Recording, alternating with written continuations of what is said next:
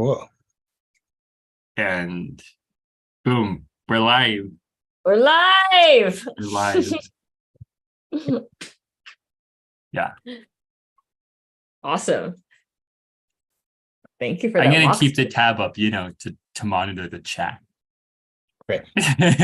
Don't worry, team. Can you add the YouTube password to this password doc? Yes. Wait, I think I have to add you. I'm just gonna add the TFT group. Fuck it. Just gonna say, make it easy.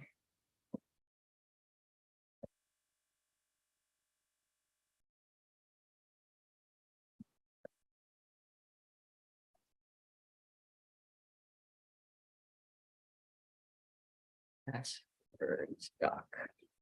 Okay, there it is. Cool. So we are live. We're live. A question that I had about the live stream is, like, I didn't record. You know how we usually record, just record the Zooms. I didn't record the last meeting because I was like, I think just like YouTube, just the live stream. But do we need to record too and live stream, or is YouTube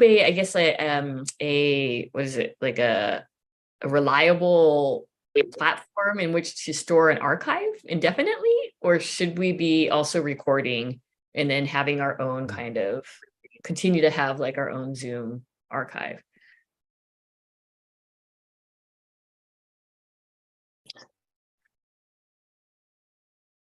I don't totally trust Google.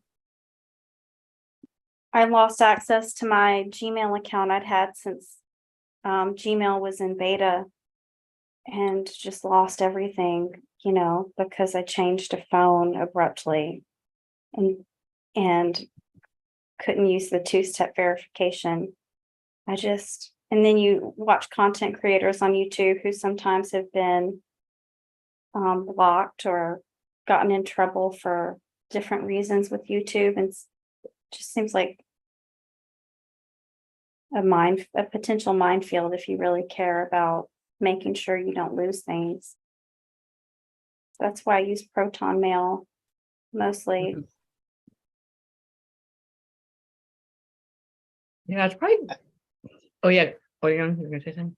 I feel like live streaming to YouTube and then downloading from YouTube and archiving it to the same place as all the other videos, would be maybe it does seem silly to have to make two separate recordings, except it's other than if we decided we wanted to have like a non-live streamed segment that we did want to archive anyway. But if so, that's the situation where we definitely should. Otherwise, let's just download the YouTube video and put it in the Google Drive. The good thing about the Zoom recording is that it does also record the transcripts, because now I have it set to always have the closed captioning, and then so it generates a transcript, which could be helpful.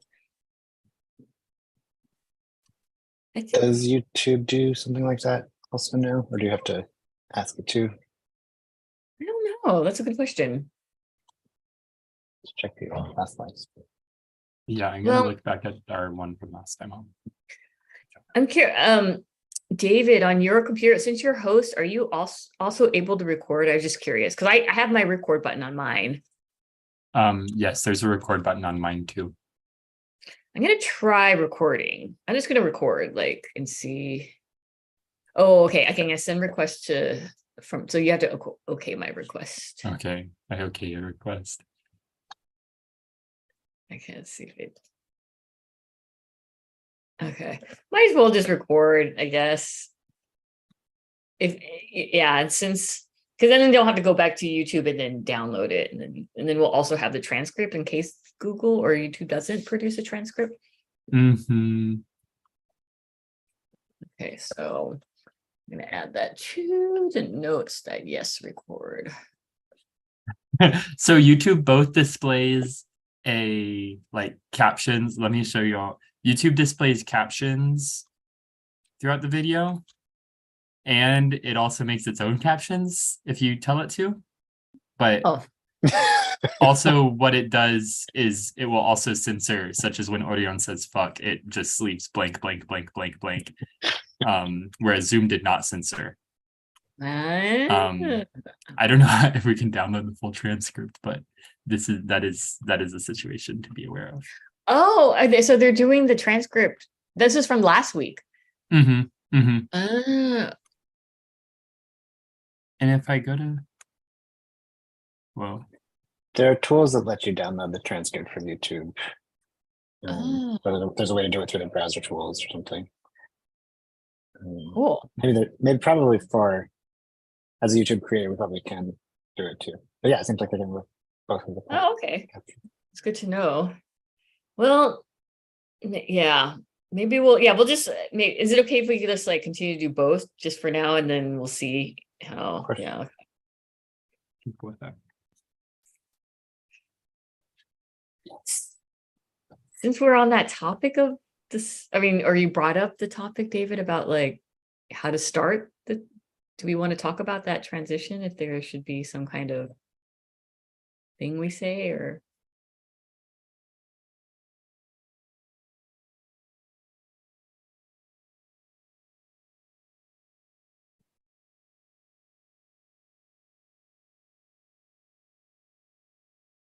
I was trying to look for what you suggested last time. Let me just put the agenda in here. What was it before?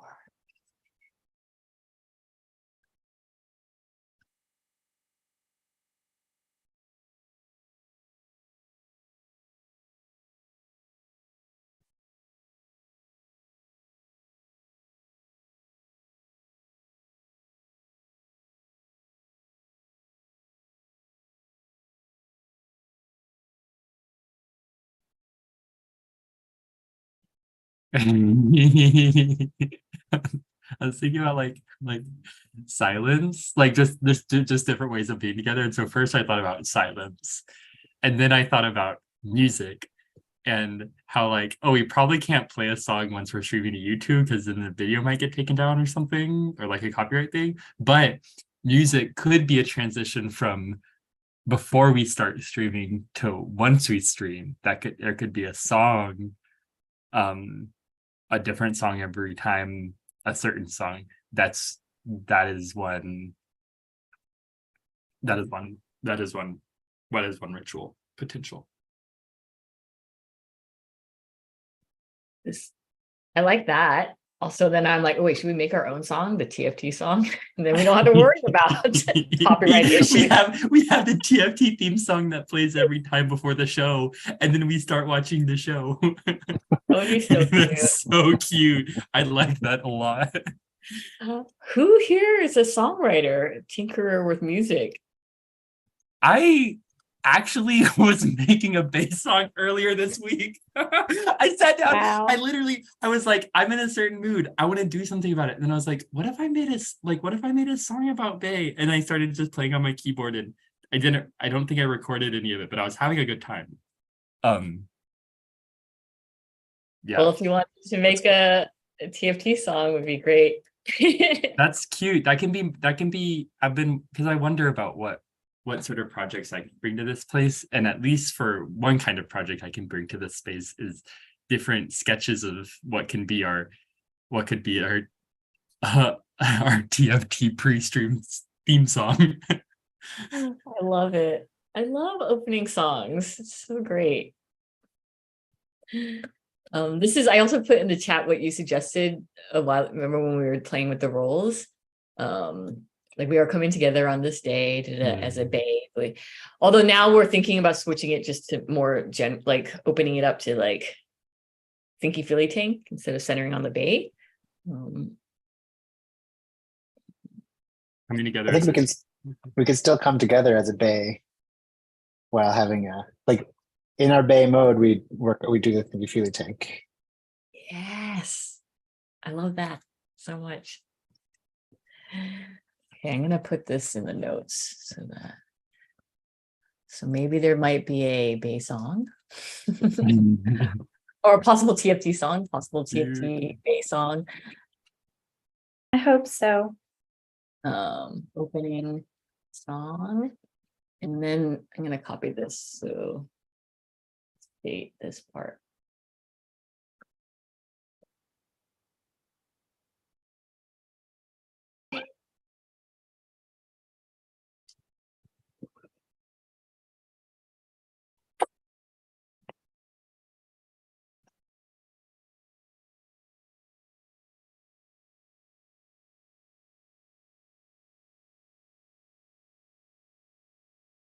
Okay, something that this would be like.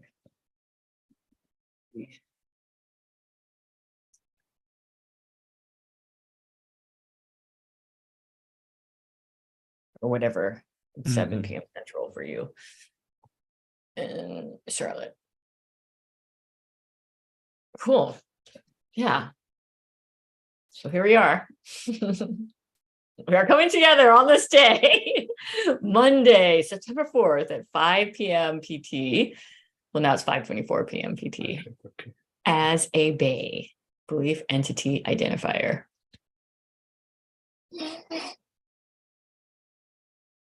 Ta-da! And then song starts. Or song starts before.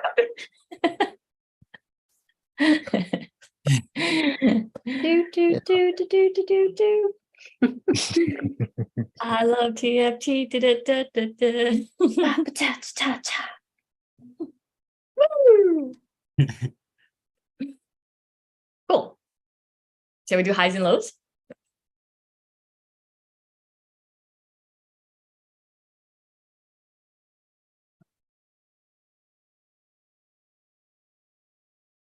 Looking at my calendar. Oh, I had a lot of stuff happen last week. Okay, I can start since I think I know. Like last week, since the last time we met, there was like a lot of things. Well, school started. So school started, and that's always super exciting. I have a lot of people in my class, my sculpture neutrons class. There's like 16 people. I usually don't have that many people. And then I got my mentee group, my seniors, and that was fun. So I have my 8 mentees that I'm going to be working with the whole year. And yeah, it was pretty chill. And then I also, at the same time, starting school, like I went on my first field date, an IRL in-person date, and that was fun and interesting. I learned I learned a lot. It was also like really awkward and weird. And I was, I was like, oh, sex is weird. And then I like left being like, I think I'm bad at sex, or like, I don't know how to touch people. Also, like I touched a part of a body, a sex part that I haven't touched in like 14 years. And then I was kind of like, I don't know what to do with this. Like, what do I do with this? But the person was very nice and very, very sweet and very like, patient and kind. So it was nice.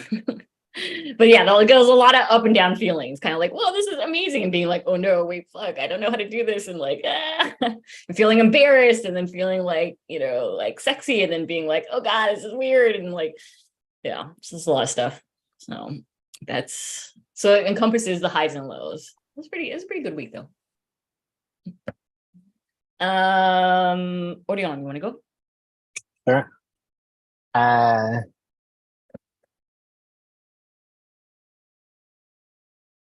think the high has been like I've really been getting in the zone and iterating on Ripple Tank stuff.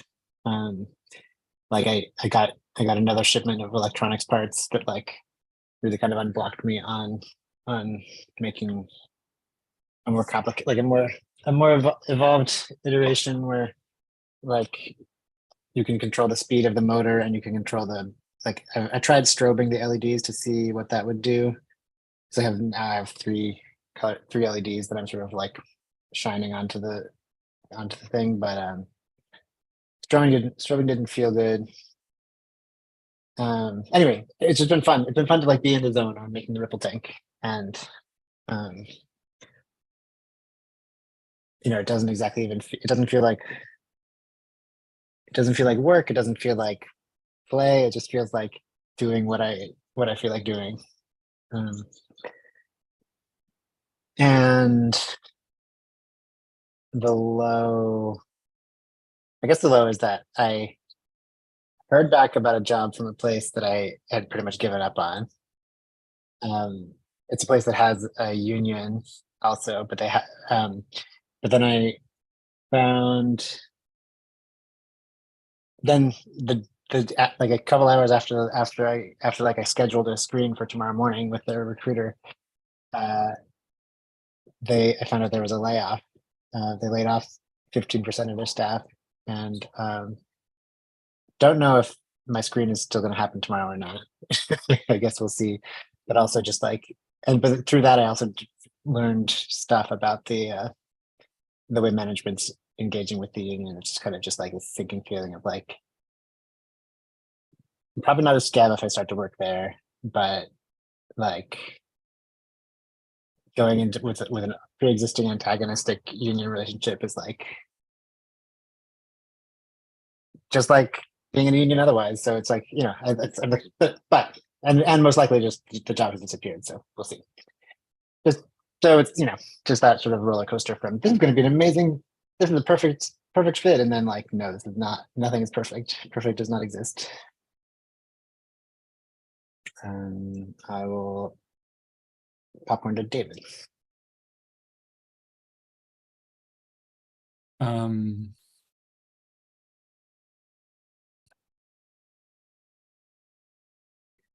Good. When did we last get together? I don't know if Virgo season was in effect last time we were together, but it sure is now.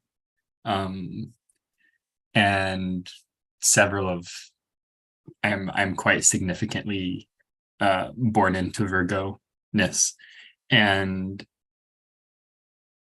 all said, I was I came across an article. I didn't mean to come across it, but I came across one that was warning me about how the season would start, and just to kind of brace myself. So I've been a bit braced, but still had ups and downs. And the combination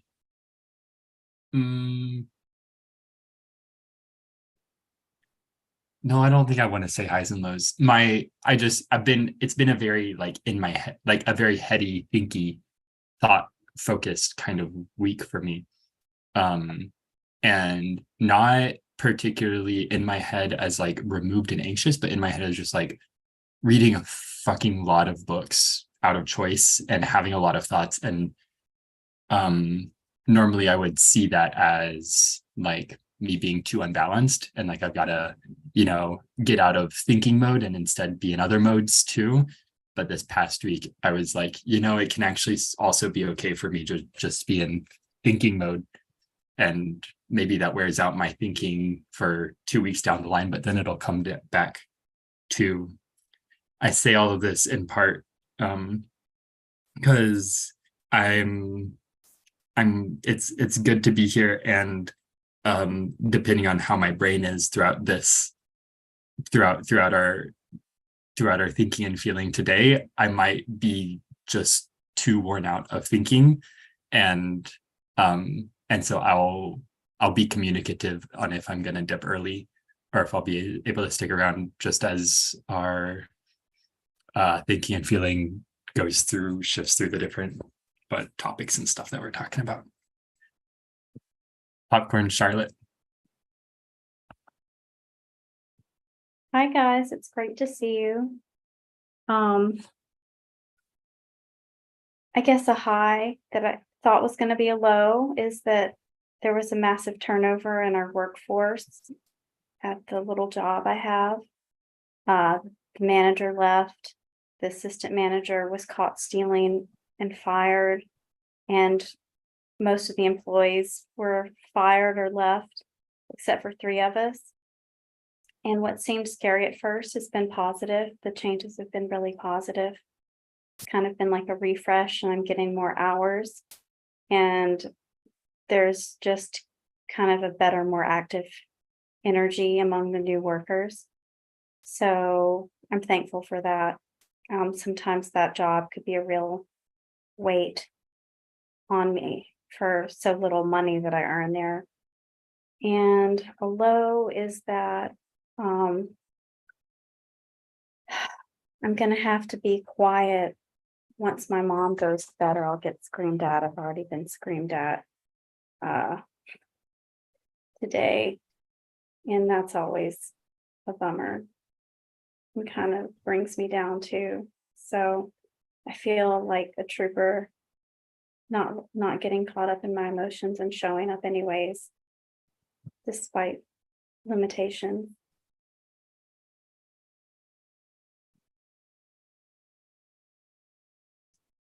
And I think everybody's gone.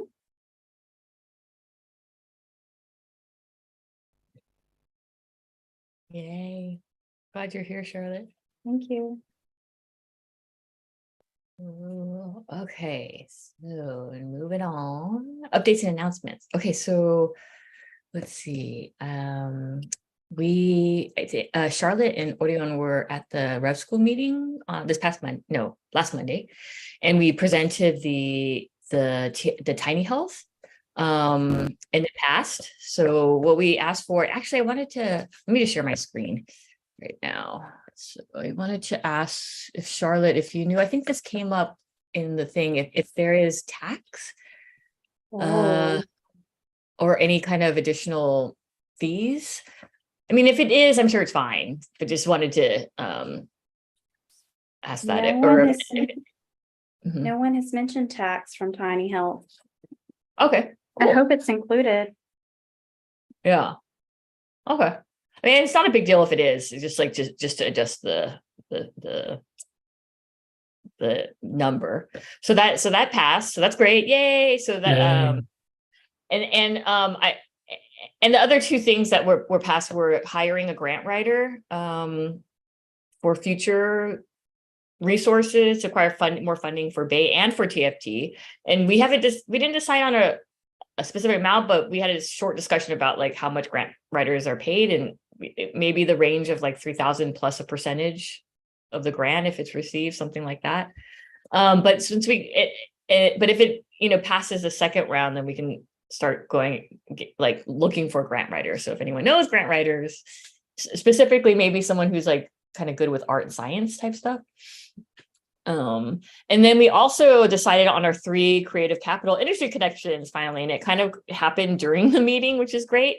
So these are the 3 that we're gonna ask for, and Orion and Fawn and 9 are gonna write drafts of the request that they're gonna present in next Rev School, and then we're just gonna like wordsmith it and then submit it to Creative Capital, and then it takes, like they said, 1 to 3 months.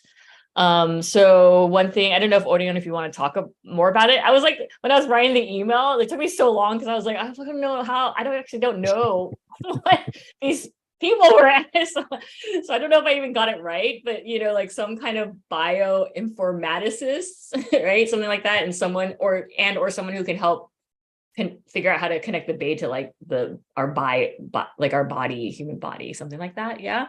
Is that right? Yeah. That sounds great.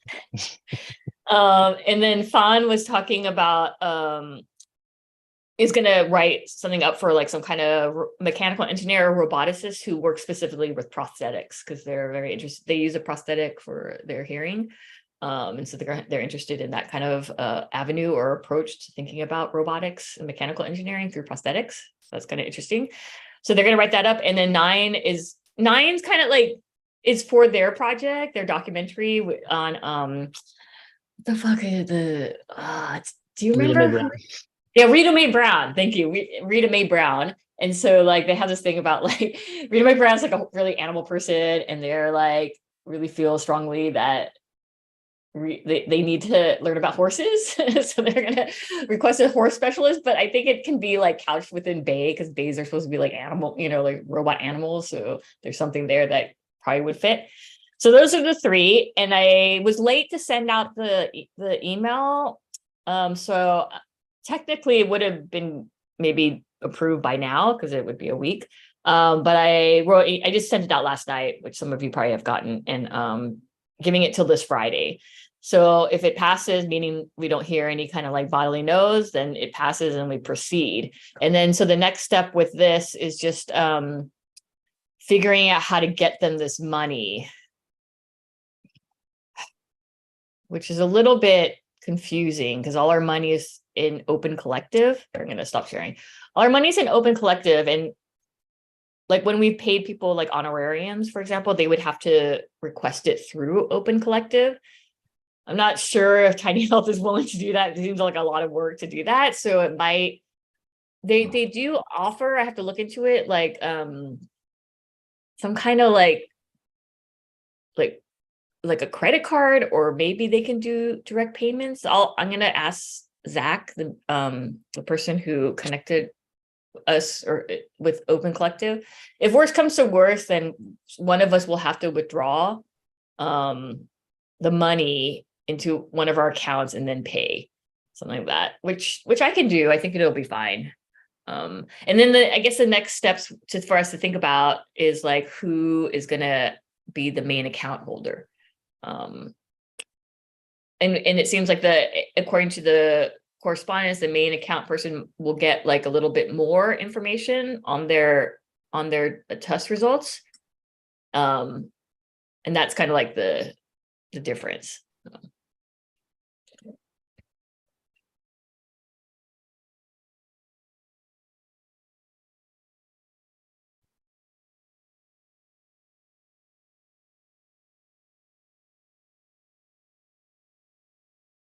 Any questions on those things?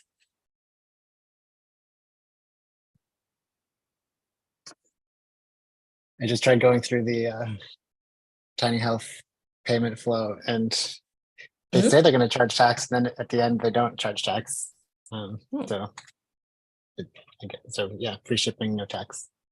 Okay. As far as I can tell. Great. Thanks for doing that. Yeah, thanks for finding out.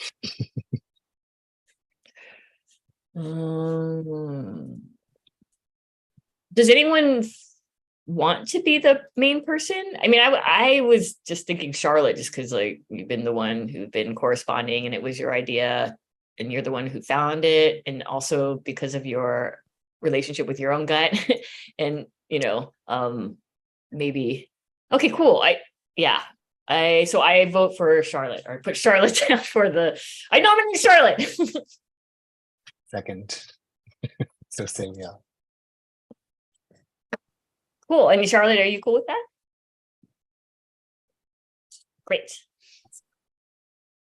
Okay, so next updates. There's one. What are you gonna do? You have an update on your Ripple tank that you want to share? Sure. Yeah. I mean, like it's been really interesting, just sort of like looping through different, like, because it's complex enough that I have to I have to attend to optics. I have to attend to the electronics part. I have to attend to the actual physical phenomenon and all this stuff. So, also another highlight of the week was that I took apart a vibrator to get a motor with a good vibration weight, because I couldn't figure out. Can you connect to an app? I mean, what about connecting to an app? Is it one of the vibrators that you can connect to an app and you can vibe the water? I mean, I can. No, it never was. That might be something I'll pivot into eventually. But so this is a really nice eccentric rotating mass. I did downgrade my internet this week because I was paying too much for internet. So if I'm choppier than usual, let me know. It's a good vibration motor, and then this is this attempt at a little probe to make the patterns in water, and I bent them out of shit. This is made out of a coat hanger to make the ripples. I'm not that, but it's like, and then another thing I'll show the video just so that we can. I'm not trying to build it up too much because it's not that great to begin already. Let me share my screen. I'll just share my. Yes, I am too. So this was my sort of this was an attempt where I was projecting an image that I drew onto like from a projector, and like, and I liked some of the patterns I ended up getting, like like this. Is it- This is like this. It's What? not showing. Yeah. It's not showing. Okay, thanks for letting me know. Try again. My screen sharing is paused. Okay, let me stop. I'll move this to my front screen.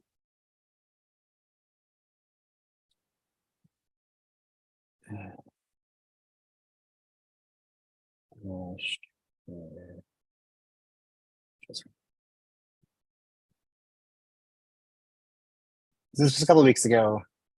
You can see this now. Yes. Yes. Okay. Oh yeah. Just when it started looking good, the computer went to sleep. But like, I really liked this. Like, had this really reminded me of the chaos of like the creation of the universe kind of thing, and I really liked it. But like, but it's pretty just random.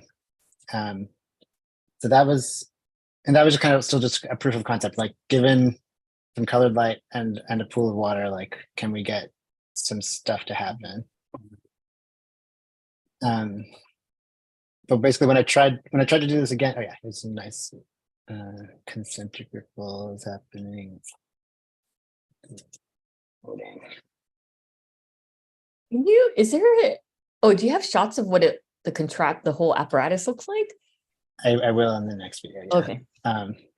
So and like one thing I'm finding is that like slower rate of tapping works better. Also, I've learned that shallower waters, like you really only want like a centimeter or so of water, and this was several inches of water.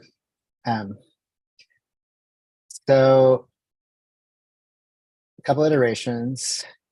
Currently, the apparatus looks like this on my dining table. Oops,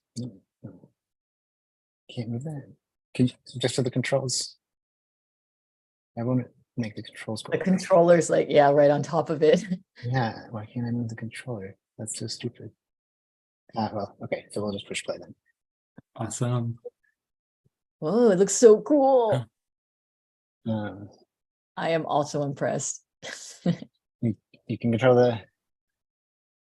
Wait, That's for the light? Wait, what's the thing there? Oh, that's the That's a- ripple. Yeah, so okay, I may pause. These bits of wire hanger are going to tap in the water to make the ripple. The light, I have a red and a green and a blue LED. And then here is just a glass frame that I caulked with silicone filled with water. And then I cut out these like foam, they call them beaches in the ripple tank world, because it like they keep their being reflections off of the sides of the wall, like they let you focus just on the ripples that are coming from the actuators.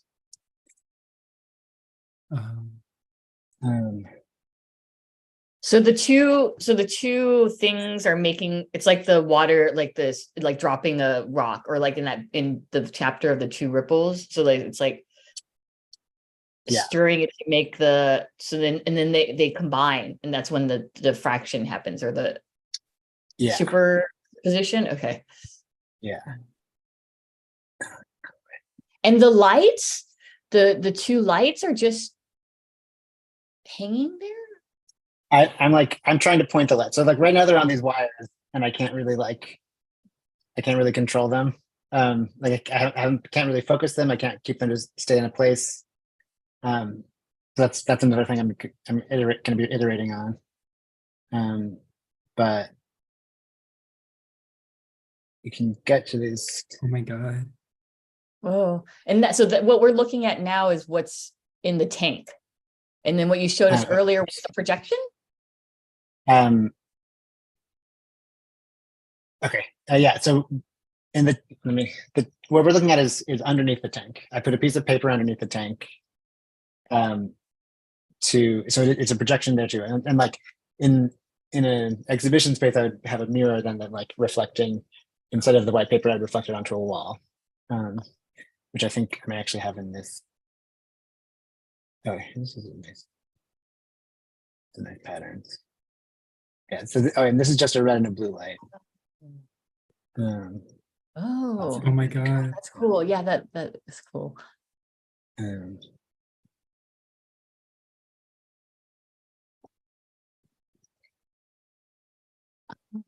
so, and then changing the speed of the motor gets different rates of ripple. And then last night I was doing some stuff, actually projecting it onto a projector screen on the wall. But I had another LED as well. Let's see, get the green in there. So like,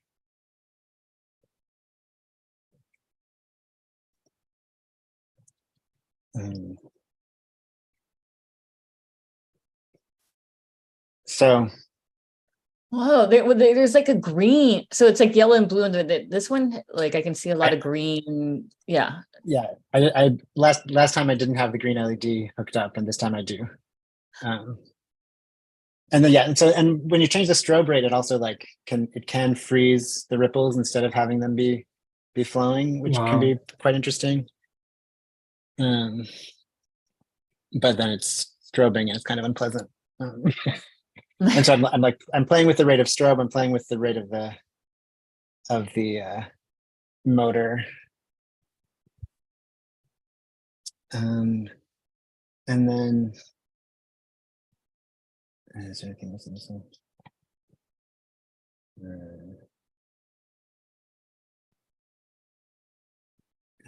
Yeah, like so, and like basically I'm getting a little bored with just the red, green, and blue. So I'm planning on getting some programmable art LEDs that I can like fine tune the colors that they are. And also I've been like, I think my hacked together wave generator has really reached its limits. And I found on eBay, but then I also found like on eBay this thing that it's broken, doesn't work. I'm gonna have to fix it. But it had a patent listed on it, so I looked up the patent from 1963, and it's like showing the whole apparatus for studying wave phenomena. Oh, hang on, my computer's hanging a little bit. And it's pretty cool. Like I'm really looking forward to having this to hack on, because come on, my computer is having a moment. Like it has these. I'm gonna have to make my own arms for it. Like basically, it's just this box. But this box inside has like there's this knob that lets you change, so you can get them out of phase. These are two arms that like go up and down by this motor, and then a crank will like make them go between going like both in same phase or in alternating phase, and you can like change the amount that they're out of phase, which is going to be really cool.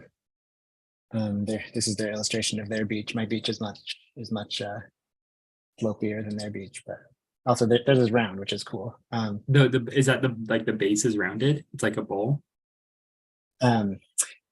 It's kind of lipped, right? Like it's just a little like inside of. So this is the glass layer, and then yeah, they're actually not in this illustration. You can't see it, but they've indicated it here that there's like the rubber gasket that holds the water in also has this angle to keep ripples from happening.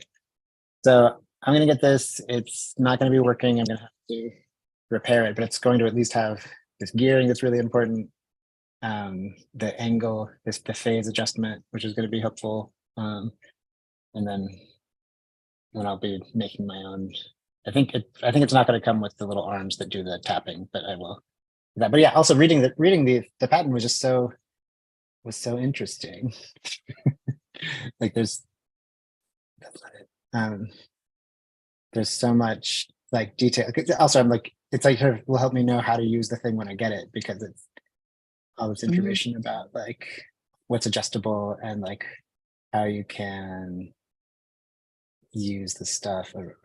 Also, it's some interesting stuff like when frequency of the motor is constant, the distance between crests is constant. The superposition of these two periodic waves form interference patterns, and the nodal lines are established with the number determined by the ratio of wavelength to source separation. So like, like where you get the patterns of what do they call it, creative and destructive interference, like is dependent on how close together the two tapping balls are, and but what is the speed of tapping. And can you change the distance of the pattern says you can. I don't understand from this how you can. They say, oh, I see. I know how you can. Okay. Oh, it's quite clever actually.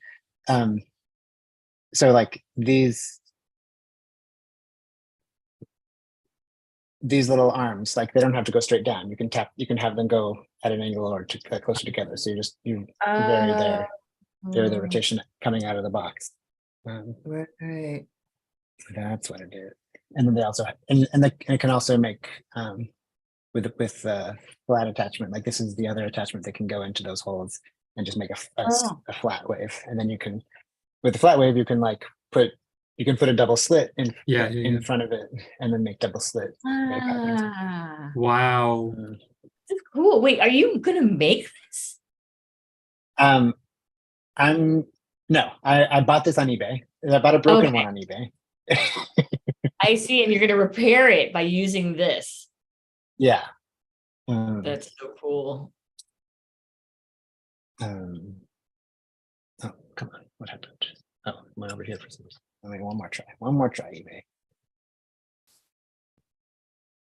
I don't want to switch the tab. I want to go over the thing. Okay, fine.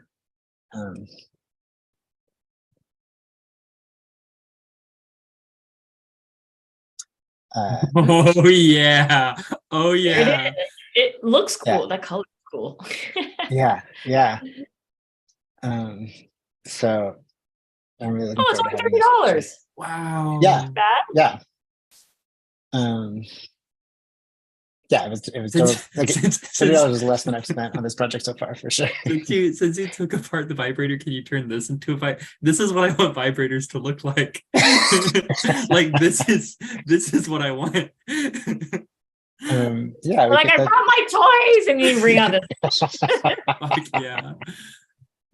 I have I was as I've been playing around with electronic stuff, I found like the guy whose video I played last time of the ripple tank stuff, ripple tank photography, like he has a number of other things. Like he's also into photographing drops of water and like, because basically the ripple tank is a little, I think with this new device I'll be able to slow it down nicely, but at vibrator speed it's just too frenetic. And like I think by the combination of a much slower ripple generator and then also a solenoid dripper to make individual drops of water, it can be something that's like slower and sort of meditative and like bring more of the phenomenon, slows down the phenomenon while still showing it as it's really happening. So yeah, it's just it keeps being fun. Reading the patent today was really enjoyable. I really like the illustrations, and then like this weird thing. It took me a really long time. I love that you love reading that patent information. I would have looked at that and be like, "Oh my god, I cannot read it." But you read it and like understand it, and like, yeah, it's amazing. This weird glyph that was happening everywhere. It took me a really long time to actually be able to read it. But then you learned how to read it. What is it? Well, it's fig. It's a really very stylized F, and a very stylized G. Oh my god! Also, they have attorneys down here showing in a similar stylization. So oh my god! Very cool. So it's just like it just says figure 2. It's just like yeah. Jesus.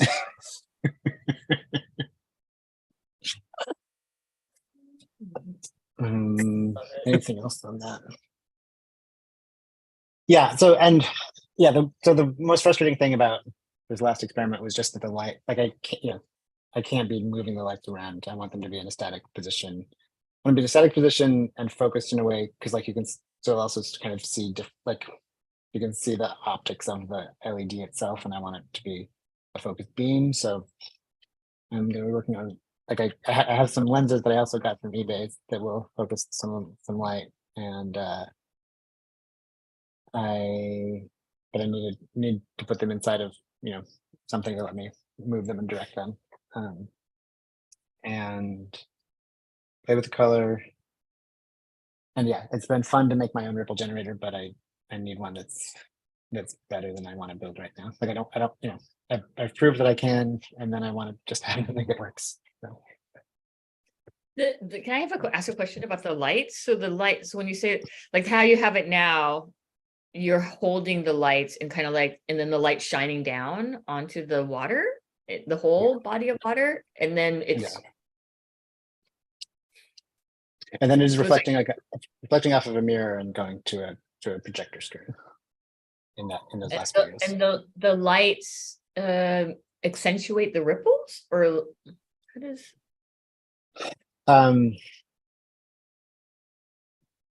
They make them visible at all. Like the color is, I think, let's see.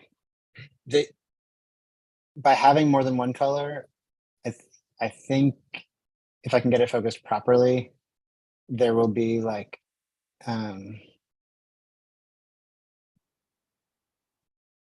there should be optical phenomena happening within the waves themselves. So like one side will be magenta and one side will be blue or something. It's kind of what I saw in the Ted Kinsman video a couple of weeks ago, and what I'm hoping for. If failing that, they just make it possible to see the waves, and then like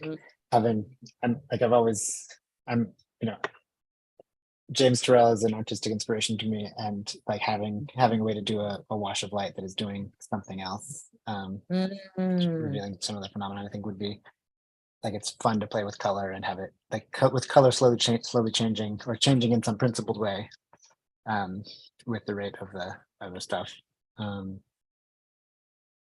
so that.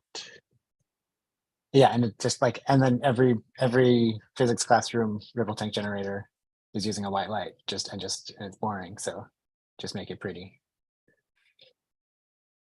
Adrian, I feel like my experience of you sharing projects, each time it's happened, I've like, it's exciting and brings up all these possibilities for both the different directions that the project can go in, excitement about what the project is and what it communicates and how we can interact with it in the state, and like all like then just like ideas about TFT3 and stuff. And so I really appreciate that as one of the gifts that these projects have brought to this tank. And also, I wonder, like, whether it's the tank in a couple weeks or in a month, like, if I feel like with the like, I feel caught up on the progress that's been made, and also I'd really like to talk more about the different concepts and things we can explore with this. And so I wonder if whether in 2 weeks or a month like that, it could be the subject of a conversation in that way too. I'm down for sure, and also whatever other ideas are coming up. I always want to hear them. Yeah, I would like that too. I really have like so many.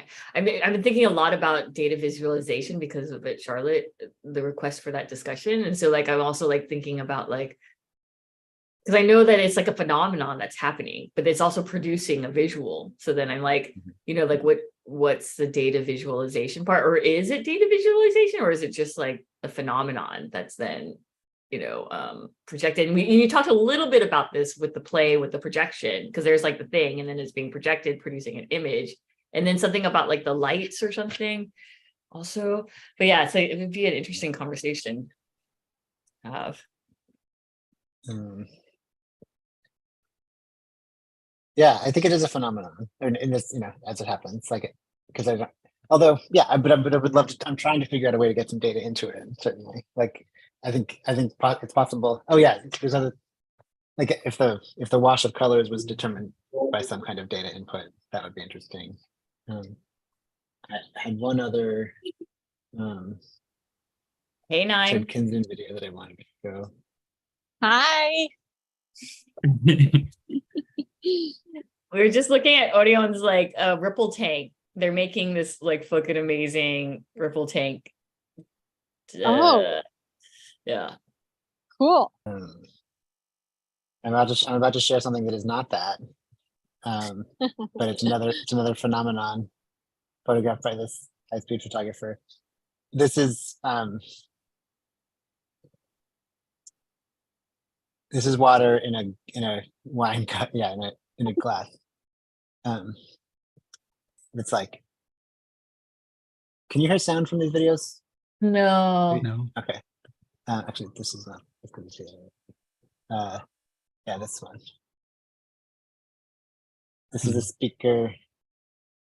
Do you want the sound like- on?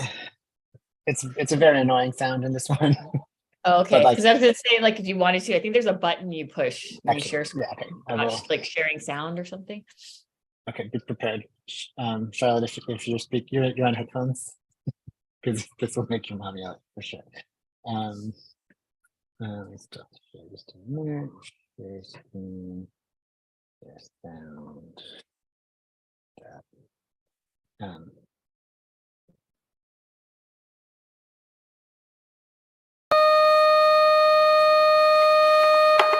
you hear the annoying sound? Yes. Okay.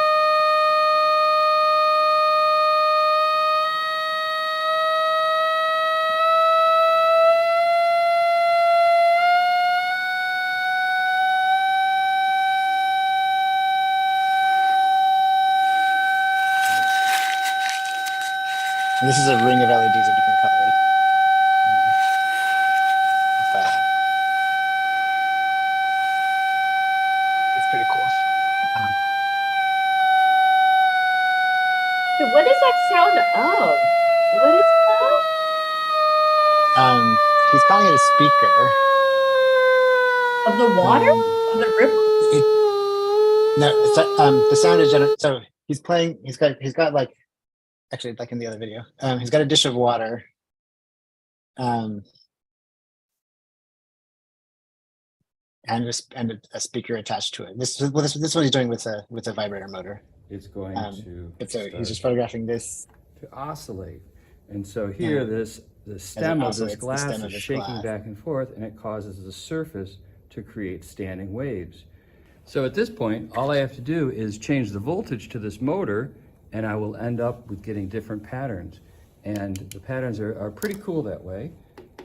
So here I'm at 3.5 volts, and I can bring it up and get some different patterns. And I'll take some pictures of these and drop them right into the video. Now, the important thing to realize here is that you're going to get different pictures in relation to the shutter speed, because all these patterns are in relation to how fast the shutter's going. Most of them are all average. The lighting is fairly, and that becomes the pattern that I see at one. So here what I'm going to do is I'm going to take some pictures. I'm at 1/60th of a second right now, and that becomes the pattern that I see at 1/60th of a second. Now, by changing my shutter speed to, say, 1/40th, I'm going to allow it to get more light to be reflected around the surface, and it'll average that pattern together. Here's another 1/25th.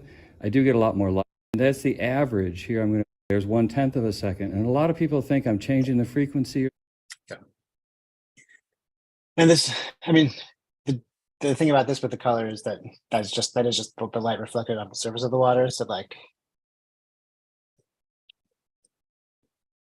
where I'm trying to refract, or what I'm doing right now is refracting the light through the water.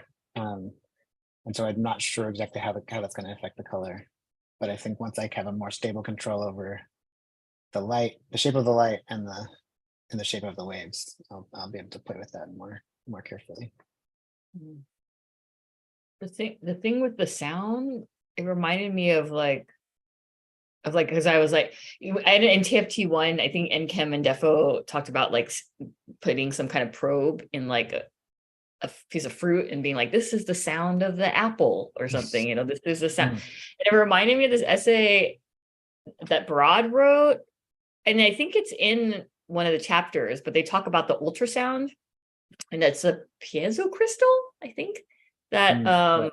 is like the thing that is used to produce the technology of the ultrasound.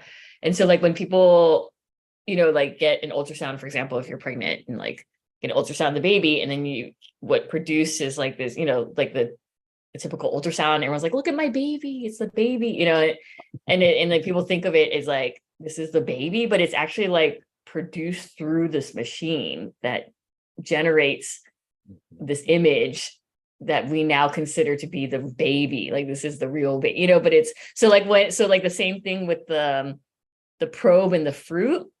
It's not like that's the authentic sound of the fruit. It's like a sound that's produced through whatever the probe is, you know, that so the probe or the apparatus that we're considering to be maybe like a neutral thing that's just like show, you know, like, oh, this is the sound of the fruit, or this is my baby, you know. But the whole point of Barad is that it's not it's not like the natural sound or the natural baby. It's entire like that image is inseparable from the machine or something that's like then producing, or the piezo crystal or whatever the technology is that then produces an image that then we see as like the natural baby or something.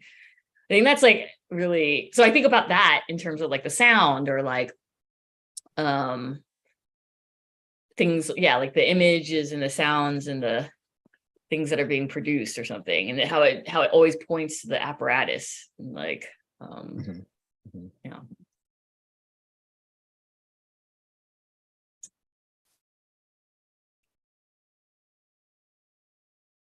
I think the other really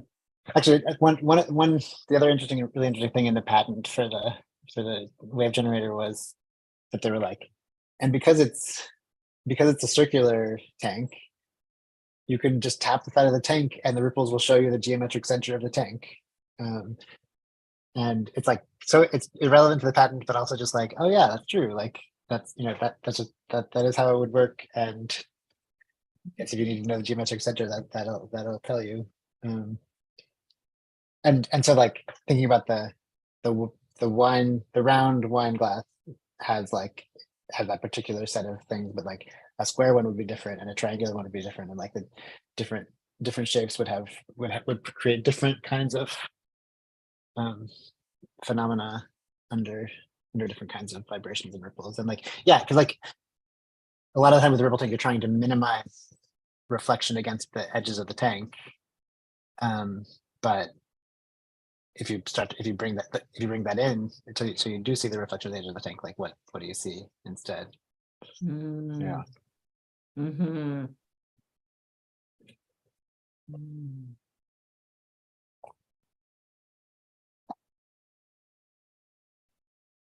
Maybe I should have bought 2 of those broken ripple generators. They had 6 available. Oh, that's awesome. Oh yeah, what if we had to? This is really cool. Time check. I think we should move forward. Yes, thank you. Okay, just two more quick announcements. One is just a TFT reader in the let me try it. We have because I put like, yeah, I don't, Odion, if you've got that, I don't know if you were able to put the PDF of the. I haven't gotten around to it, but I will. So and this is for everyone. If you want to add something to the reader, you can put it in this folder that I put the link in the chat. I think it's good to maybe eventually we'll make a reader to go along with our TFT stuff. So that's that. And then I just wanted to quickly go over the live stream webpage. So Fawn said that they can work on the TFT webpage. And so I'm going to send an email to David. I'm going to add you because I think you know some details about the live stream. And then also I'm going to loop in Gradient and Saffron, who are hosting the TFT radio show. So thinking that can all be on the same page. And so this is what I have so far that I'm going to send to Fawn.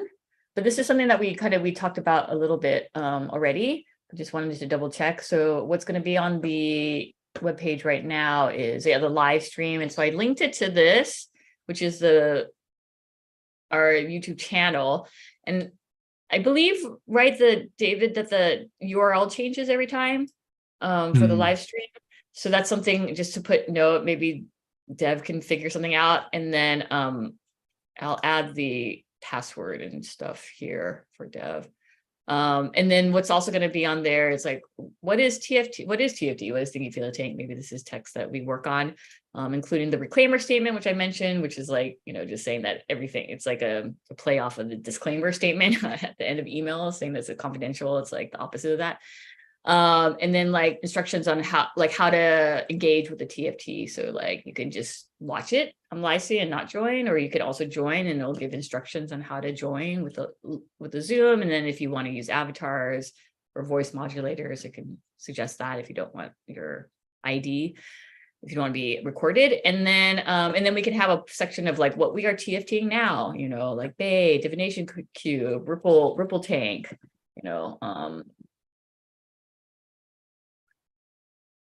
like that. And then an archive of past TFTs, and then a section for the TFT radio show information with links to Keichung. So that's what's on there now. Is there anything that is maybe missing, or anything anyone would want to add?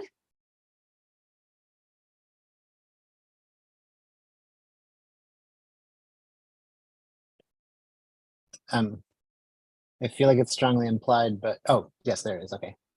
The archive of past TFTs. I see it there.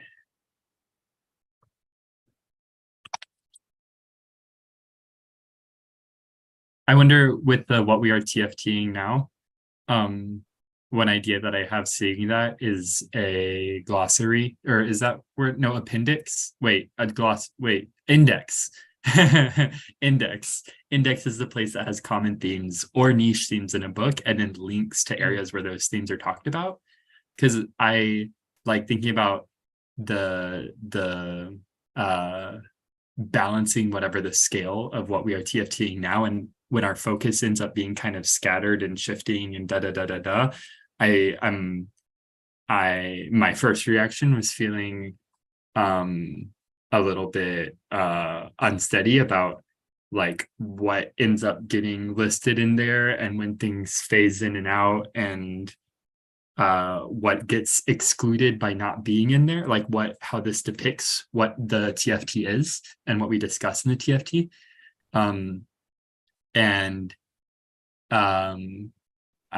I was wondering how to like play it up, like playful it up, like make it more of a play thing than something that tries to reflect accurately or something like that. Like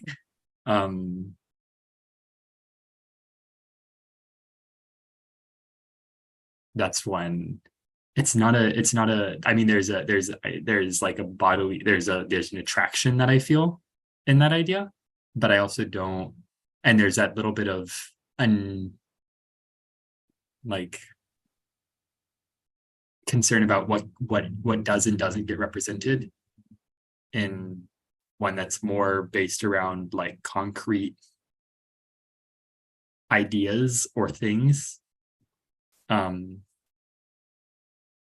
I feel like on a scale to 1 to 5, it's like a level 2 or 3 strength of feeling, like not as strong against how things were before I said anything here. But that is something to think about, like, yeah, what to put in, like what is kind of like what's considered something that we're working on. Yeah, and one thing, like I see something that one contribution that this what we are TFTing now makes is it like shows evidence of concrete impacts or something of this coming together. Like it seems like something that could be useful for like if somebody's looking at the TFT website to decide whether to give us a grant, you know, like they'd be like, oh, these are the things, like this is the portfolio of like what this group is doing. And so that could be a strategic thing.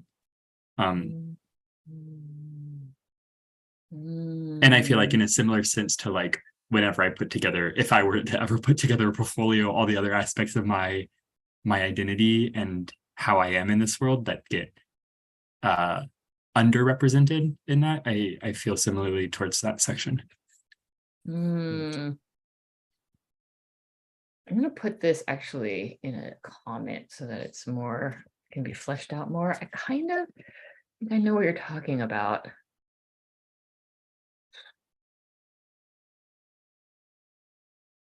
Also, now I'm also thinking about like this is something that's like also shifting and added to.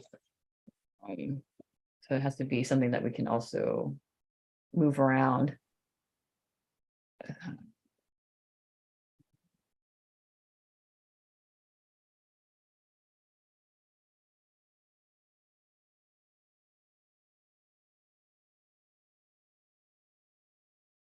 Just putting notes in here.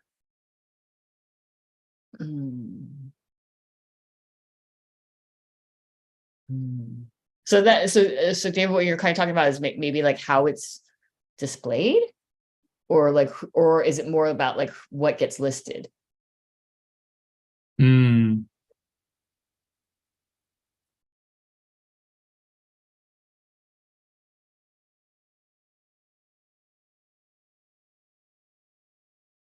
How it's displayed, I think. Okay. Yeah.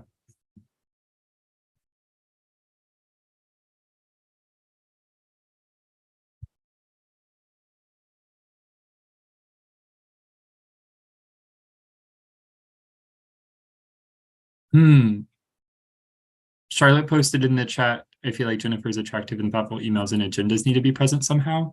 There's a certain way that like those represent what we're TFTing right now.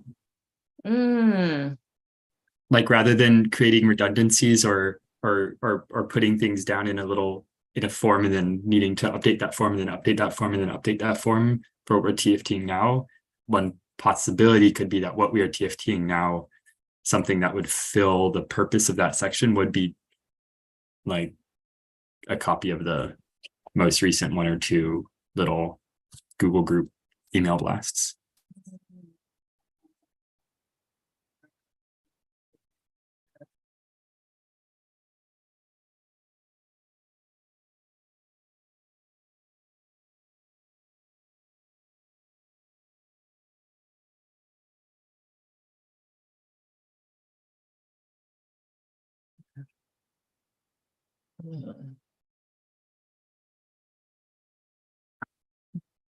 The other good thing is that if the YouTube will also hopefully have the agendas to attach to the each video. Hopefully, it's Sweet. This is good. This is also in 2 weeks. Like this would with what you. Yeah. I'm talking a lot. Wait, I want to step away. I'm talking. No. You're good because that was going to be the next thing. Kind of late. I'm kind of like late with all my emails. I was like, okay, yeah, because like the TFT radio show didn't premiere last month, so it's every 3rd week. So that would be, I think, September 17th, which is in 2 weeks, and it might not be enough time to get this all set up. But I was thinking it would be nice to send a PR blast about like once everything's set up to launch the TFT live stream, the web page, and then the radio show, and that could all be in one kind of email blast. So it might not be for this month, which might be fine. I'm trying to be like okay with like just slow. When it happens, it happens. It's okay. So it might be next month that with the like the PR sent out. Is that what you were going towards, David? Yeah. Absolutely. And it can also be So- fun to hustle sometimes if like we're down to hustle. I'm down to hustle. Okay, so I'll send that email. I'll send that email to today after this meeting to get that started. So to you, David, and to Thon, and then Gradient and Saffron, so we can coordinate getting this built and launched. Ew. Okay, cool. So that's good. Everyone's okay with what's on there. Okay. Yay. Okay, I think we're done with the updates. And announcements. Any other updates and announcements?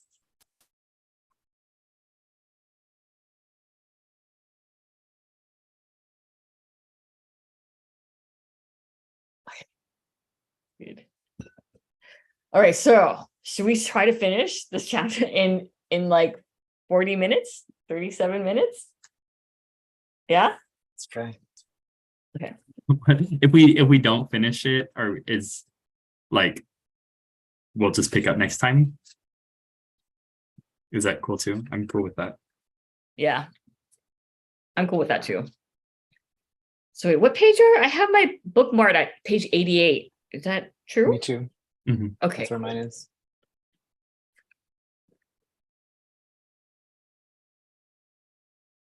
And I'm gonna throw this out there in case it resonates well with people, and if not, that's fine. I have two like kind of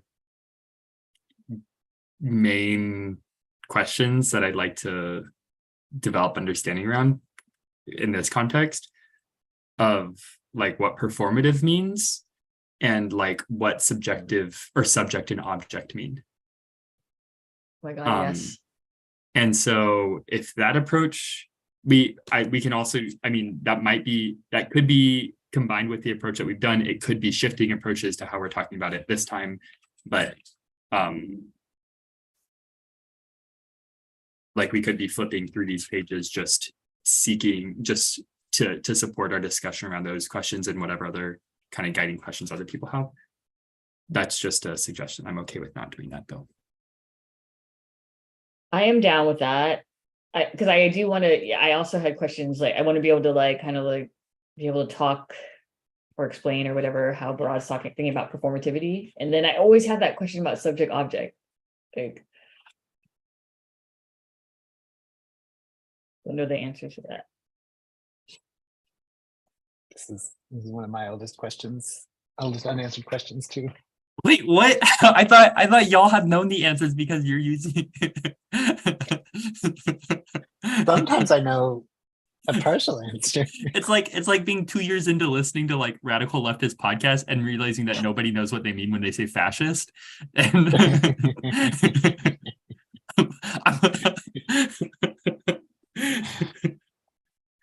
I often just say subject object object, like smush them together.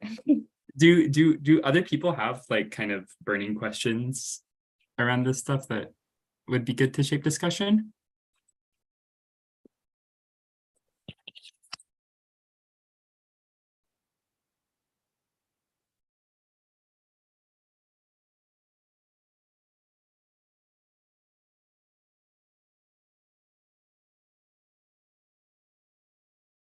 No, I don't. Is subject object like the self who can act and the other who is acted upon?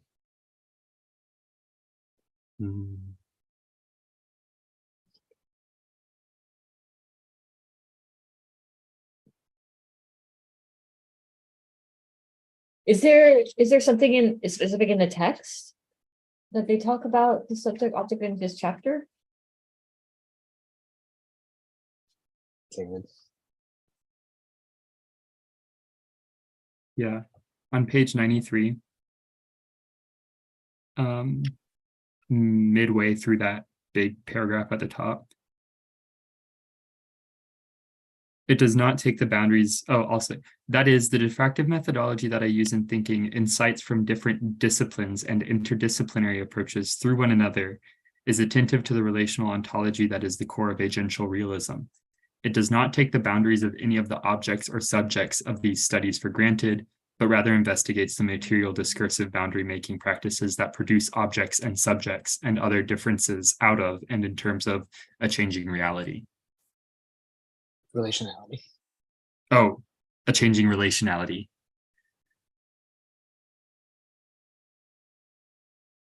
Right. So there's this language that has been in this space of producing subjects and objects. I mean, that's what my question is. And Orion, your idea was maybe subject is referring to the other who is acted upon, where object is the self who can act, or vice versa. Vice versa. And I think that what you just read, like does go, another layer deeper in sort of saying like what, in whatever difference or boundary you define between subject and object, like let's attend to that. Where, like, and so like subject and object are relations between entities or something. Kant argues, Charlotte types. Kant argues that I cannot have any experiences at all unless I think of myself as belonging to an objective world.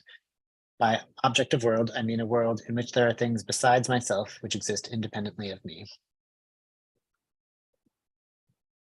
Which that I think assumes a separability that I think a lot of continental philosophers, like the classical physics idea of like we're distinct, separate entities, and therefore that worldview makes that distinction between object and subject, being the object is something that's distinct from me. That and I feel like the way that Barad's using it, like they're not making a distinction between subject and objects, like the production of subjects and objects is part of this, what does it say? Like the thing that boundary making practices. So boundary making practices produce subjects and objects. And then so Kant is enacting a boundary by saying like the object is something that's separate from me. And so that's another boundary making knowledge production in which then we start thinking about objects as being things that are not connected to us. And I think the way that I think Barad's uses it, how I take it is that like all of that practice of producing subjects are all part of the same boundary making practice, and whether it's a subject or object will maybe be dependent on our relationship to it, like or like I feel like subjects and objects can easily switch from being a subject to an object or an object to a subject in relation, like depending on the focus or like who's speaking or who's holding the power or who's enacting the impact of whatever actions. The thing that got me messed up, because I think I did the quick, like, just like what is subject object, and like something about, like the use of like subjects under the rule of someone, like subjects under the rule of the king, like shit like that pushed me up. And then I'm like, wait, those subjects are being talked about as objects, but they're subjects. So then it's like, oh yeah, it's totally dependent on the context and like the purposes of what one is trying to say or do, maybe.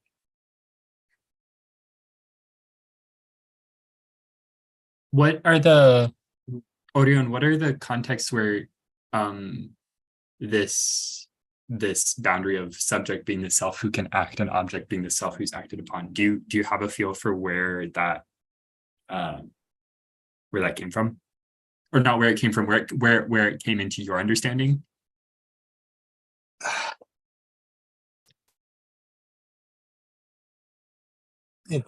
I'm like, I think where it was really highlighted as not part of my understanding was the title of a book by Kathy Weeks called Constituting Feminist Subjects.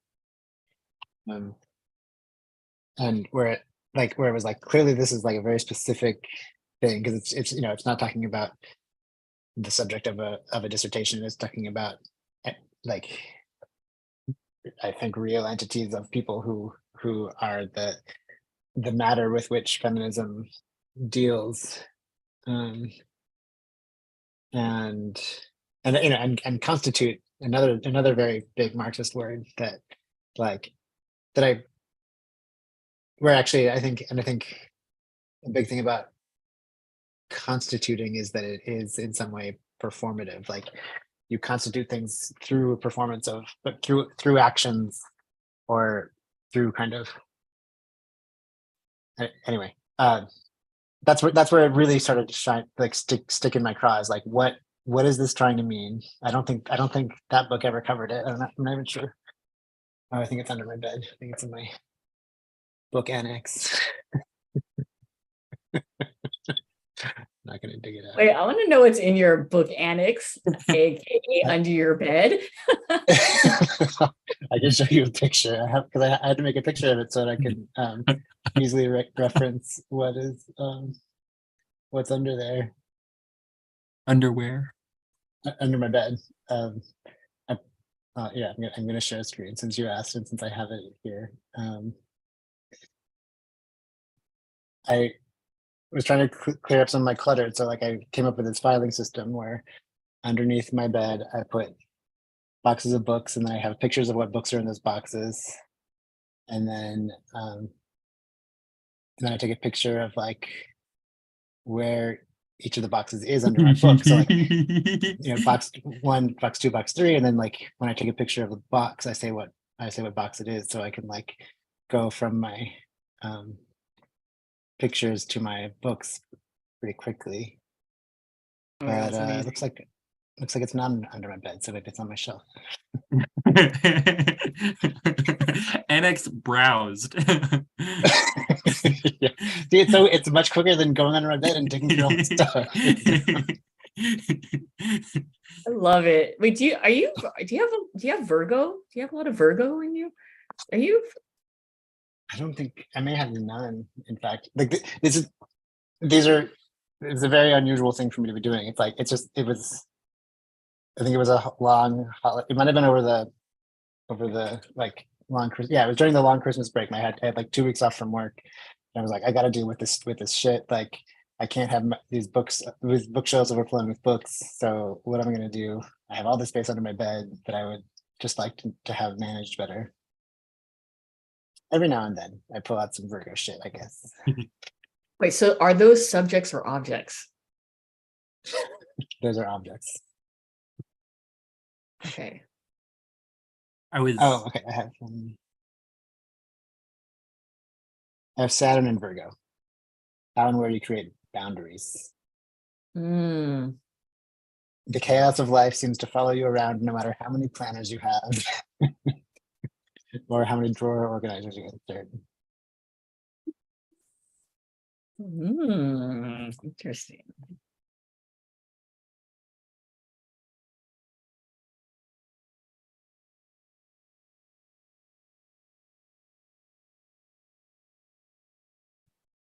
And my North Node is in Virgo. Okay. Oh, okay. Wait, what's your rising? Sorry, not to derail the conversation, but what's your rising? Leo rising. Leo. Oh, you're Leo. That's right. Me and you are both Leo rising. Okay. So our houses, if we go by like, what is it? The full house thing? Or what is it called? That's what Channy uses. Then we have our houses are same. That's what I was saying. Yeah. Yeah. I just, because y'all were talking about houses fucking some week, I was like, I don't know what any of this means. So I looked it up. It's quite interesting. Do you know your chart? Yeah. My rising, I'm Scorpio rising. And so I get to know my houses now. Yeah. I was like telling my dad about cool diffraction learning that's happening. And he brought up how like in a scientific study, you have the subject of the study, or like the study, like there's a subject in like a study, and the subject is kind of the participant or the entity being studied, which seems, but that's more of an object. Yeah. Yeah. See, Kind yeah, of it in the gets royal subject sense. yeah, it gets that's why it's confusing because it's used kind of like this, yeah, like the Mhm. subject of a study is. And now I'm like, oh no, it's a way to falsely try to script it in a way in which the subject has like some kind of agency, but really they're an object being studied or something. I mean, the etymology of subject is thrown below. Like, I think the royal subject and the subject of a study are the older meanings, or the more etymological meaning. But in fact, how it came to mean it have this agential implication is particularly not clear to me. Hmm. Also, I'm wondering if like new materialism talks about like objects as subjects too, is a way to kind of as an attempt to maybe like have an alternate like, yeah, because I mean I guess it wouldn't be like people would probably be upset if they're called the object of a study, right? Like if it was like a person or something. And there's like this whole, like there's a huge like history of the objectifying, which has been harmful to certain groups of people. And so like the but then there's like movements within like, yeah, new materialism, or like even like people identifying as objects or it or something, and like giving agency to objects, which is like a new materialist type of thing. So I guess I kind of relate the subject object, I don't know, dualism or whatever you want to call it, as kind of like part of an old worldview in which it was necessary, like in which there was like a hierarchy or something. And so it like,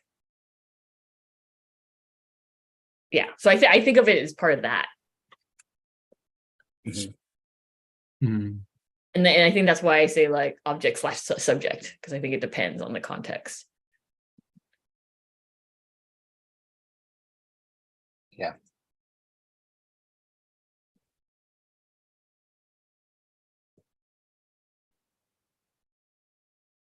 How does that feel for you, David? Good. The object. Yeah. Good. Yeah. Formativity thing, I think, is very interesting. I think that's interesting because a lot of people think, performative has kind of taken a very like a negative connotation, or like perform, what is it? Virtue signaling, or like virtue signaling, yeah. Yeah, like, oh, it's so performative, like that's so yeah, which is, I think, a shorthand for it's not sincere, it's not your authentic self. And so whenever I think of people using authentic, I think of the quote from Donna Haraway about like the reflective methodologies are like super concerned with the originals and copies. Where was that? I don't know if it's in this chapter. It would maybe be in the beginning quote, but I'm not. Oh yeah. Yeah, it is. It is in the very beginning quote, in the very beginning. So reflexivity has been recommended as a critical practice, but my suspicion is that reflexivity, like reflection, only displaces the same elsewhere, setting up worries about copy and original and the search for the authentic and really real. So when people, yeah, and it is like people have anxieties over like what's real and what's not, what's performative, what's, like being your authentic self. We're trying to be our authentic self. But like, I think after reading this, I was like, oh no, like what people are saying as that person's being so performative, or that's virtual signaling, that is their authentic self. That is how they are producing themselves as a subject. And it points more towards like what then it becomes like an analytic, like someone's performativity or suspicions of being inauthentic then can become, instead of being like, oh, putting that onto the subject or the object and being like, you are being inauthentic. It's more like, oh, what is happening? Like let that person or that behavior becomes an analytic for that reveals the entanglement of what is happening. Like maybe, you know, whatever they're posting, it's also on Instagram. It's also like, you know, so like dependent on like so many, yeah, like instead of like shifting the focus from putting it on the person to like what is happening. And if we look at what is happening, then it makes sense. Like that way that person is showing up that we're labeling as virtual signaling is actually the authentic self, the authentic performance based off of what is happening in that person's life in entanglement with all these systems. So I really think that's like so radical or something to shift into that, which then brings us to like, because I think we've been taught or conditioned to take the data and put it on the body that's passing through the apparatus, instead of like not putting all of that onto the single person, but being like, let's look at the apparatus. Let's look at the entanglement of apparatuses instead of like the subject or the object. And I think I believe that they're also drawing from like Butler's performativity, gender performativity, which, you know, that has since, you know, it was like a text written a long time ago and has since been, you know, criticized and like the things I've brought up. But I do like the part, I don't know if you've all read that part of Butler. I've only read that one section, but I really like, I haven't read the whole book, but like how they are saying like also similarly, like gender is a performance, is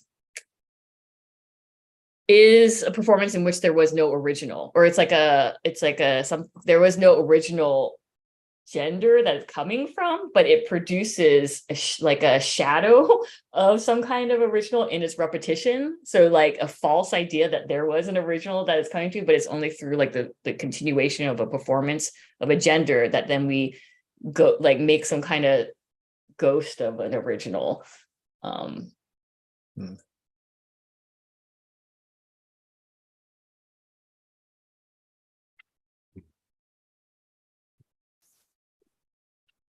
That was such awesome like introduction to the subject, because I wonder in Haraway on 88, this first part, they say, I turn my attention next to exploring some important aspects of distraction that make it a particularly effective tool for thinking about socio-natural practices in a performative rather than a representationalist mode. So this is saying that social natural practices are always performative. They're always performing authenticity within the context of their entanglements. It's not that they're representing some sort of more, I don't know.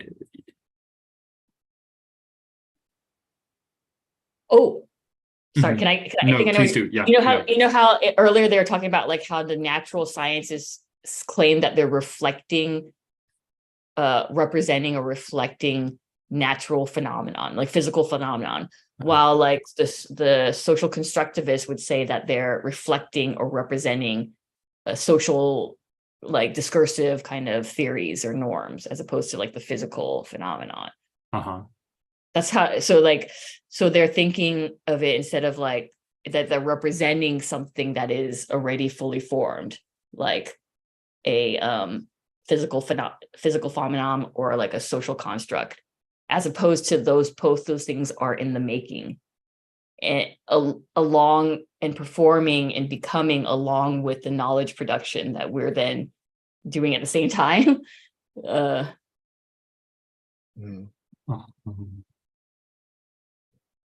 Yeah.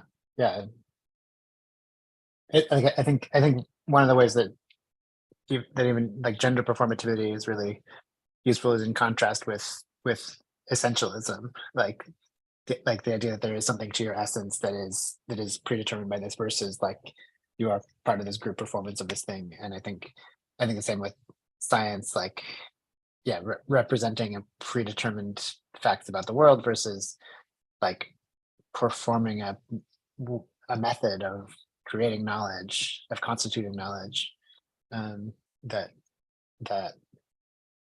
like what we're experiencing through science and through technology is this, you know, these elaborate social performances of ways of knowing things.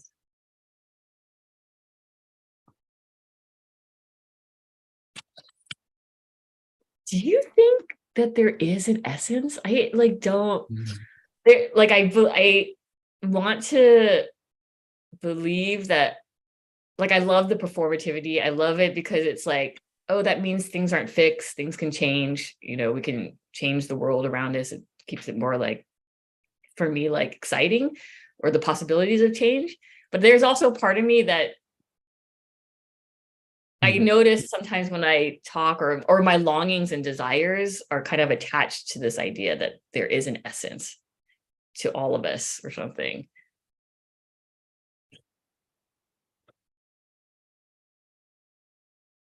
But okay, and I remember I said this to Reframer, and Reframer was like, yes, there is an essence, but the essence also is performative. Like it doesn't mean that the essence is fixed, but one's essence could also be becoming too. Like, yeah. And when they said that, I was like, oh, okay, I can do that. That makes sense.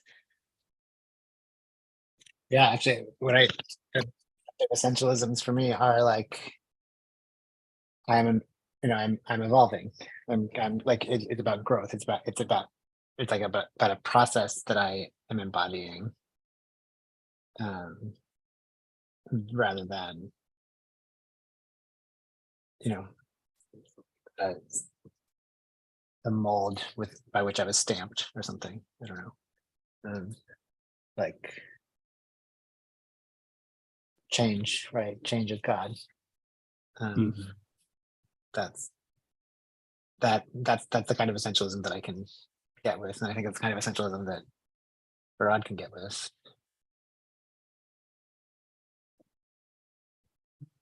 Dynamic essentialism.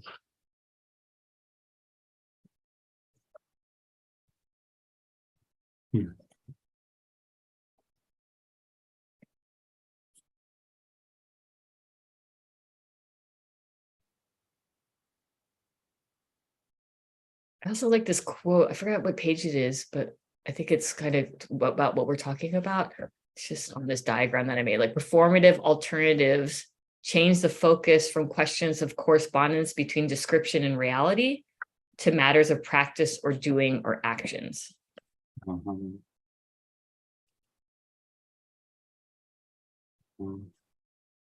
I love that distinction between like, yeah, like that a lot of science, a lot of humanities, or like a lot of our knowledge production is really concerned about the correspondence between descriptions and reality. Descriptions and reality. Like, how do I accurately represent this? How do I say this in words? How do I perform this gender? How do I, you know, so it's like descriptions and that relationship. Whereas like if we shift to performative, then it's more about like the doing, the actions, the impacts.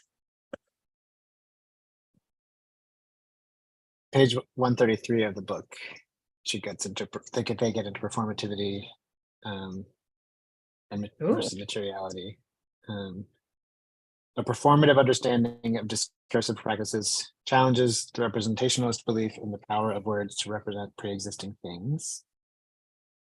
A performative account insists on understanding, thinking, observing, and theorizing as practices of engagement with and as part of the world in which we have our being. It is not an invitation to turn everything into words. It is precisely a contestation of the excessive power granted to language to determine what is real. Performativity is properly understood as a contestation of the unexamined habits of mind that grant language and other forms of representation more power in determining our ontologies than they deserve. Wait, can you type? I'm happy to type it out as you say it, or do something. I want to write that out though. Or you can type it out if you'd prefer. No, I'm gonna take a picture and then copy paste the OCR. Tangler, do you have that quote that you had from some graphic? You want to put it in the chat? Yeah.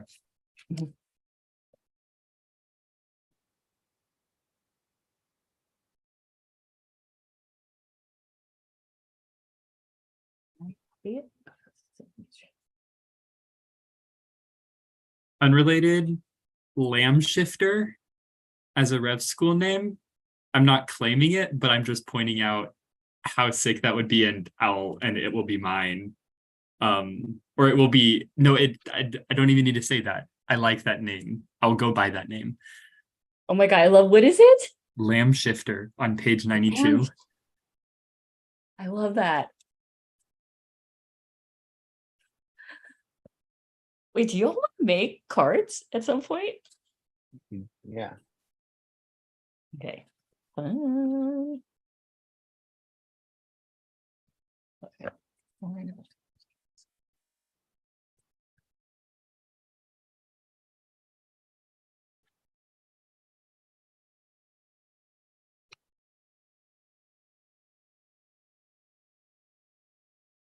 Yeah, is there a template that we can find in the files?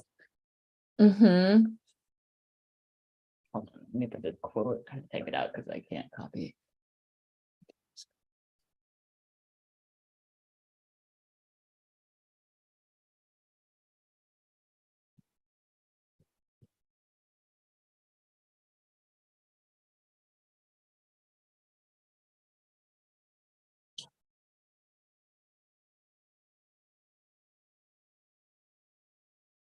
Okay, this is the quote, David. I think it's in a chapter, or I can't remember. Maybe it might not be. And then the template. So yeah, Dev made this whole template. It's in.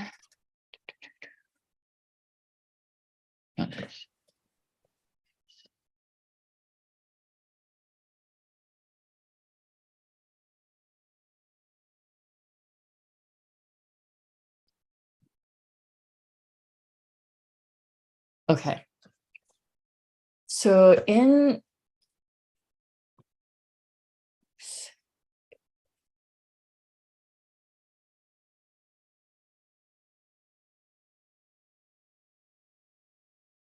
here's the link to the folder for the Revolution deck. And then within that folder, and then you can also kind of see everyone else's cards and then new card info and images. And then they made this other folder within there called Template 2023 and new cards. And this is the second link is the direct link to that folder within the bigger folder. So that second link is for the Template 2023 new cards. And I believe there's instructions on how to do it. One thing that we were thinking about is like, okay, sorry, we're totally changing it. A different thing, but let me just show you something really quick, because I think it's something that maybe we can kind of think about. Okay, 9, I'm using your card as an example because it's the one that kind of came up. But one thing, and this is something, yay. So one thing, this is 9's card. And so one thing that we were thinking about, the last we talked about, was like trying to come up with a design, because like someone pointed out that these were kind of like all separate. And, you know, since we're talking a lot about diffraction and all this stuff and non-hierarchical things, and like having, and since we also often talk about vulnerabilities as superpowers in the making, like training, that maybe there's like a layout that's more like a Venn diagram or something that's overlapping. So it's not like, so separate, but maybe that's something that we can kind of think about in terms of design. But for now it's like this. And then you can do your BEI too. And then, but there's also in here like this new card info, which is like, this is a template that you can kind of use. Hold on.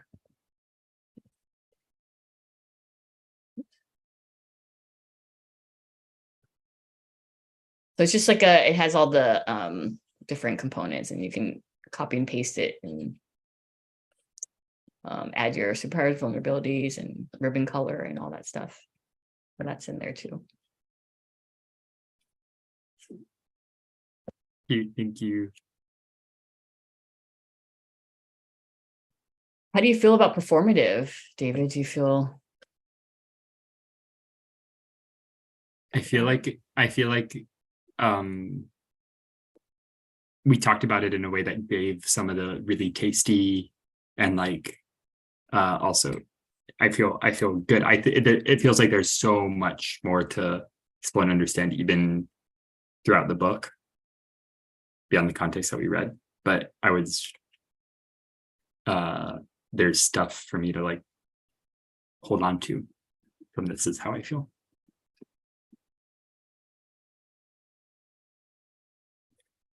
Do we want to, I know there's 2 minutes left. Do we want to continue with this chapter? Or are we done? I know that there's like the diet that we didn't really go over the graphs. So I mean, people have mentioned it throughout that chart.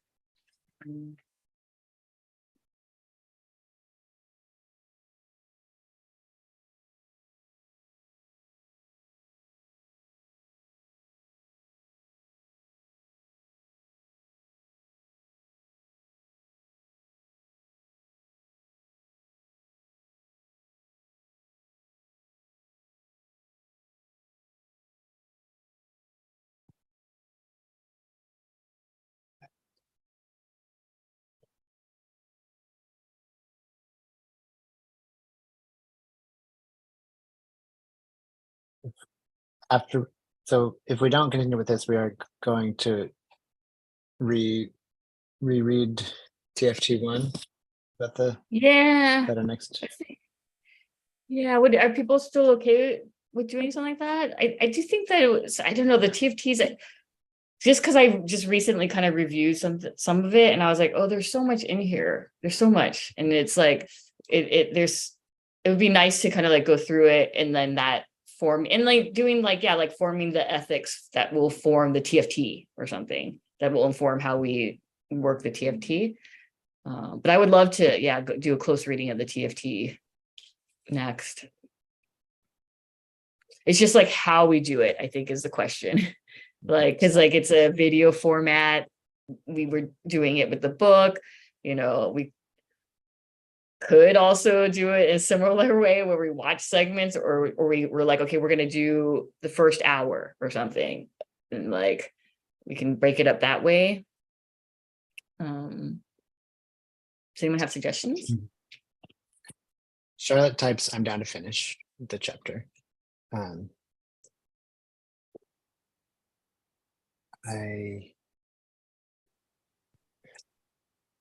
have been thinking about editing together like a highlight reel for the radio show. Specifically like to have some audio from TFT1 to like as a thing that could go on the radio show to give a sense of what people were talking about.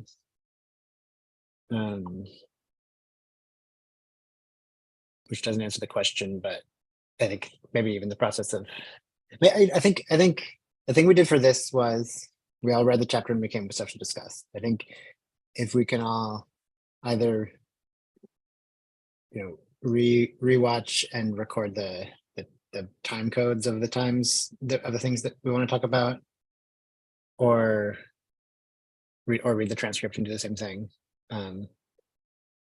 That might be a good way to like, you know, both bring things we want to talk about and have a quick way to reference them.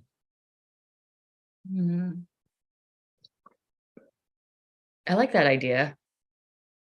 I like, so what I'm hearing is like we all watch it, take notes of the time codes, and then we also have the transcripts that we can kind of like go through as well.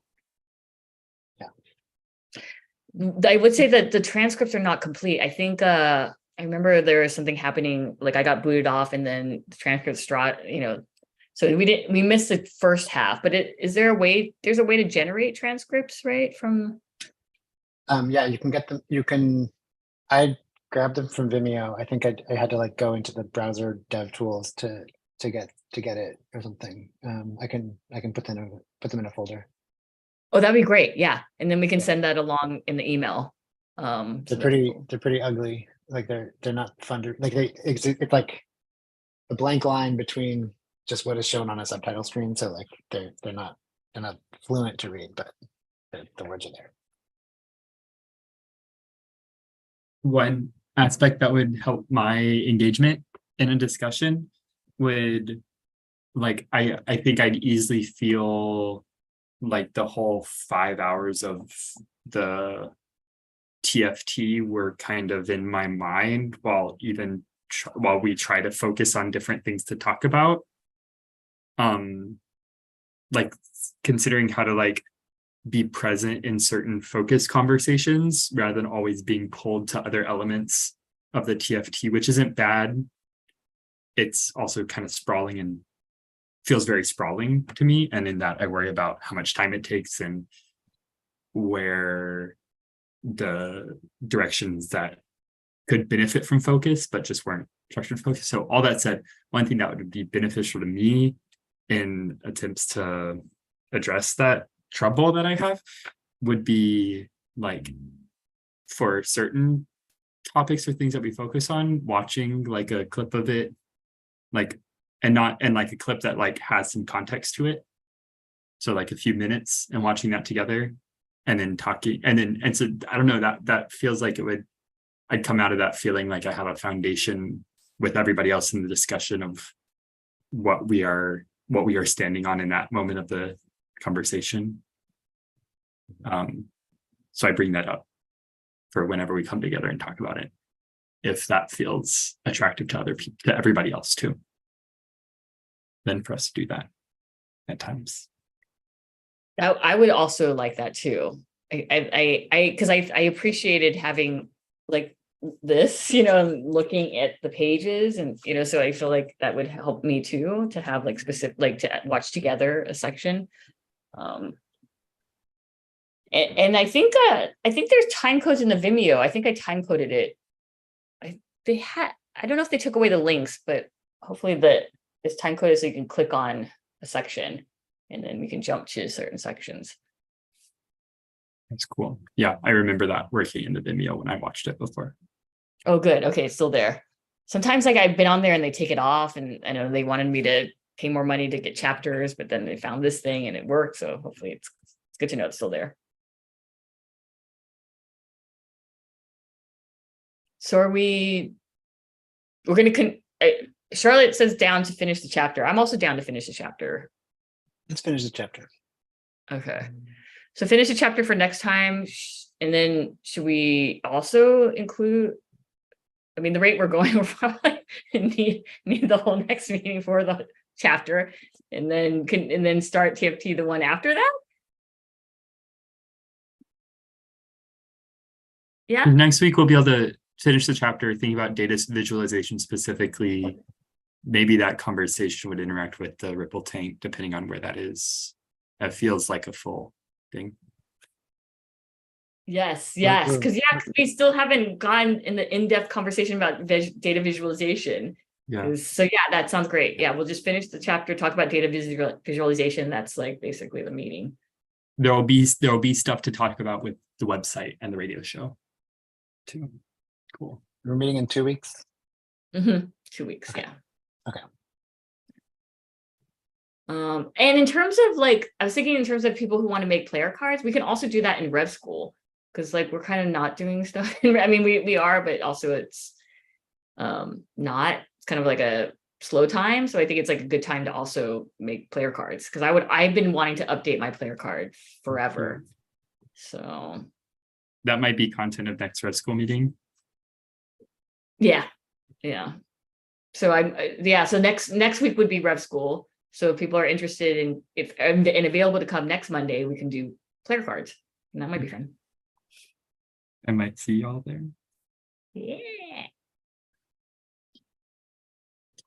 Cool. Aren't we doing writing next Rev School? Oh shit. Never mind. We're doing writing. Thanks, Dawn. Sorry. That's right. We're wordsmithing, one of our favorite I love wordsmithing with Rev School. It's one of my favorite things to do. Honestly, me too. It makes it so much easier.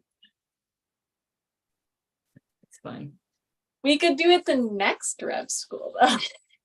Yeah. One after that, dedicated player cards. So that's in like 3 or 4 weeks. Yeah, 4 weeks. In a month. And maybe Dad can be there too, and we can start thinking about the redesign of the player card as well. I know they want to do that. Sure.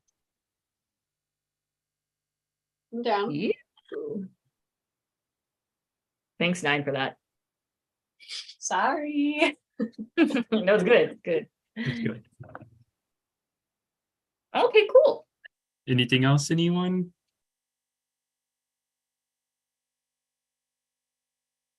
Do the outro TFT song.